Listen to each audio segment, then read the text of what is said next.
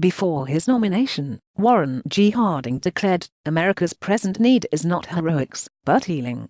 Not nostrums, but normalcy. Not revolution, but restoration. Not agitation, but adjustment. Not surgery, but serenity. Not the dramatic, but the dispassionate. Not experiment, but equipoise. Not submergence in internationality, but sustainment in triumphant nationality."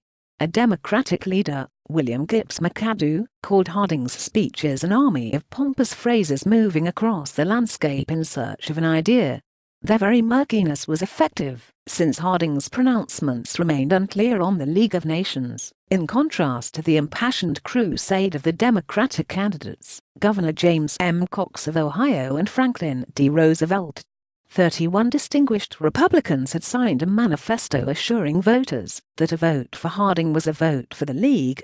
But Harding interpreted his election as a mandate to stay out of the League of Nations. Harding, born near Marion, Ohio, in 1865, became the publisher of a newspaper. He married a divorcee, Mrs. Florence Kling DeWolf. He was a trustee of the Trinity Baptist Church, a director of almost every important business, and a leader in fraternal organizations and charitable enterprises. He organized the Citizens Cornet Band, available for both Republican and Democratic rallies. "I played every instrument but the slide trombone and the E-flat cornet," he once remarked. Harding's undeviating republicanism and vibrant speaking voice, plus his willingness to let the machine bosses set policies, led him far in Ohio politics. He served in the state senate and as lieutenant governor, and unsuccessfully ran for governor. He delivered the nominating address for President Taft at the 1912 Republican Convention. In 1914 he was elected to the Senate, which he found a very pleasant place.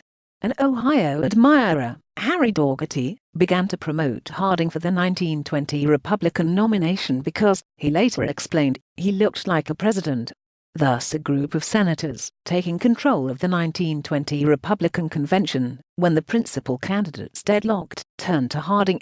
He won the presidential election by an unprecedented landslide of 60% of the popular vote. Republicans in Congress easily got the president's signature on their bills. They eliminated wartime controls and slashed taxes, established a federal budget system, restored the high protective tariff, and imposed tight limitations upon immigration.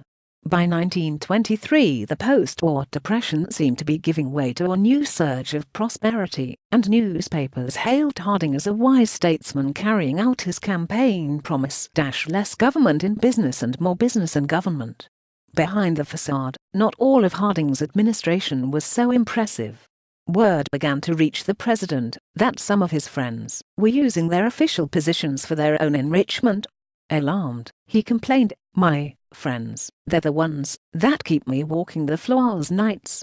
Looking wan and depressed, Harding journeyed westward in the summer of 1923, taking with him his upright Secretary of Commerce, Herbert Hoover.